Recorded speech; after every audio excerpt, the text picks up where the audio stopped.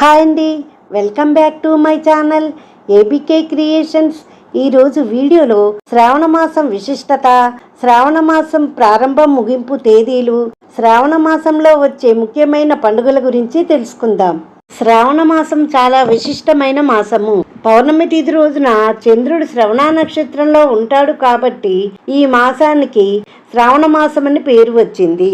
ఈ శ్రావణ మాసంలో లక్ష్మీదేవిని పూజించటమే కాకుండా శివకేశవులను కూడా పూజిస్తారు. శివకేశవులకు అత్యంత ప్రీతికరమైనది ఈ మాసము. ఈ శ్రావణ మాసంలో శ్రావణ సోమవారాలు, శ్రావణ మంగళవారాలు, శ్రావణ శుక్రవారము, శ్రావణ శనివారాలు అత్యంత విశిష్టమైనవి.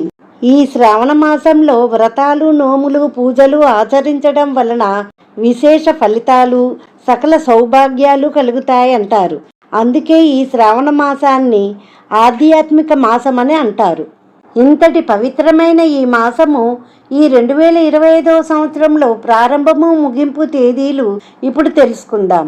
స్వస్తి శ్రీ చంద్రమాన శ్రీ విశ్వవసునామ సంవత్సరం శ్రావణ మాసం జూలై 25వ తేదీ శుక్రవారం రోజు పాడ్యమి తిథి నుంచి ప్రారంభమై ఆగస్టు 23వ తేదీ శనివారము అమావాస్య తిథితో ముగుస్తుందండి.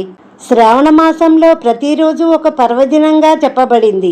శ్రావణ మాసంలో సోమవారం రోజున శివుణ్ణి పంచామృతాలతో అభిషేకించిన వారికి శివానుగ్రహం కలుగుతుంది. అంతేకాక శ్రావణ మాసంలో వచ్చే మాస శివరాత్రికి కూడా చాలా ప్రాధాన్యత ఉంది. అనేక కోటి జన్మల పాపాలను తొలగించగలిగినటువంటి మహా విశిష్టమైన మాస శివరాత్రిగా చెబుతారు. ఆ రోజు ఉపవాసం ఉండి ప్రదోష కాలంలో ఈశ్వరుడికి అభిషేకం చేస్తే సాక్షాత్ కైలాస ప్రాప్తి కలుగుతుందని శివపురాణంలో చెప్పబడింది. మంగళవారాలు మంగళగౌరిని పూజించాలి. పార్వతీదేవికి మరో పేరే మంగళగౌరి. కొత్తగా పెళ్ళైన వారు ఈ వ్రతాన్ని ఆచరిస్తారు. చాలామంది కుటుంబాల్లో మంగళగౌరి వ్రతాలు చేసుకోవటం ఆనవాయితీగా ఉంటుంది. ఈ మంగళగౌరి వ్రతాలు చేసుకోవటం వలన మాంగళ్య దోషాలు, కుజదోషాలు తొలగిపోతాయి. భర్త దీర్ఘాయుషుమంతుడుగా ఉంటాడు. స్త్రీలకు సౌభాగ్యం కలకాలం నిలుస్తుందని ప్రతీతి. శ్రావణ మాసంలో శ్రీ మహావిష్ణువుని పూజించడము చాలా విశేషం. విష్ణు సహస్రనామ పారాయణము చేయడము మరియు ఎవరైతే శ్రీ వెంకటేశ్వర స్వామి ఆరాధన చేస్తారో వారు విష్ణుమూర్తి అనుగ్రహానికి పాత్రులవుతారు. శ్రావణ శుక్రవారాలు లక్ష్మీదేవిని పూజిస్తారు. వరలక్ష్మీ వ్రతము శ్రావణ మాసంలో పౌర్ణమికి ముందు వచ్చే శుక్రవారం రోజున వరలక్ష్మి వ్రతం జరుపుకుంటారు. పురాణాల ప్రకారము అష్టలక్ష్ములలో ఒకరైన వరలక్ష్మిని పూజిస్తే అష్టలక్ష్ములను పూజించినట్టే. అంతేకాక వరలక్ష్మి వ్రతం రోజు మహాలక్ష్మి అమ్మవారిని పూజించటం వలన భార్యాభర్తల జాతకంలో ఉన్న మాంగళ్య దోషాలు, కుజదోషాలు, సర్పదోషాలు వంటివి తొలగిపోతాయి. లక్ష్మీ అమ్మవారి అనుగ్రహంతో అన్యోన్య దాంపత్యంగా ఉంటారు. అఖండ సౌభాగ్యాన్ని, సిరి సంపదలను ఆ తల్లి ప్రసాదిస్తుంది. ఈ శ్రావణ మాసంలోనే నాగపంచమి పండుగను కూడా జరుపుకుంటారు.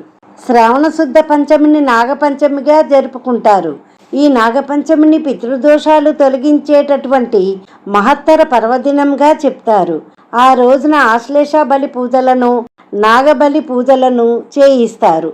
ఈ పూజలను చేయించటం వలన మన వంశంలో వచ్చే తెలియకుండా ఏర్పడిన పితృదోషాలన్నీ తొలగిపోతాయి. ఈ శ్రావణ మాసంలోనే రక్షాబంధన పండుగను జరుపుకుంటారు.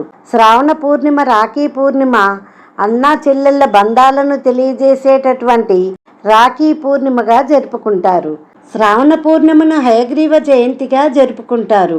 వేద విద్యలకు అధిపతి అయినటువంటి హయగ్రీవుడు రాక్షస సంహారం చేసి వేద విద్యలను కాపాడిన హయగ్రీవ జయంతిగా జరుపుకుంటారు. అంతేకాక యజ్ఞోపవీత ధారణ కూడా ఈ పౌర్ణమి రోజే చేస్తారు.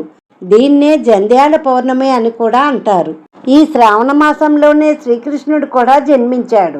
అందరూ శ్రీకృష్ణ జన్మాష్టమిని భక్తి శ్రద్ధలతో జరుపుకుంటారు. ఈ విధంగా శ్రావణ మాసంలో ఈశ్వరారాధన చేయడము, నాగపంచమి వంటి విశిష్టమైన తిథులలో సుబ్రహ్మణ్య ఆరాధన చేయడం, మంగళవారం మంగళగౌరి ఆరాధన, శుక్రవారం మహాలక్ష్మీదేవిని పూజించడము, శనివారం శ్రీ మహావిష్ణువుని ఆరాధించడం వలన సత్ఫలితాలను పొందుతారు. ఈ వీడియో కనుక నచ్చినట్లయితే లైక్ చేసి షేర్ చేయండి. మరిన్ని ఇంట్రెస్టింగ్ వీడియోస్ కోసం మా ఛానల్ సబ్స్క్రైబ్ చేసుకోండి.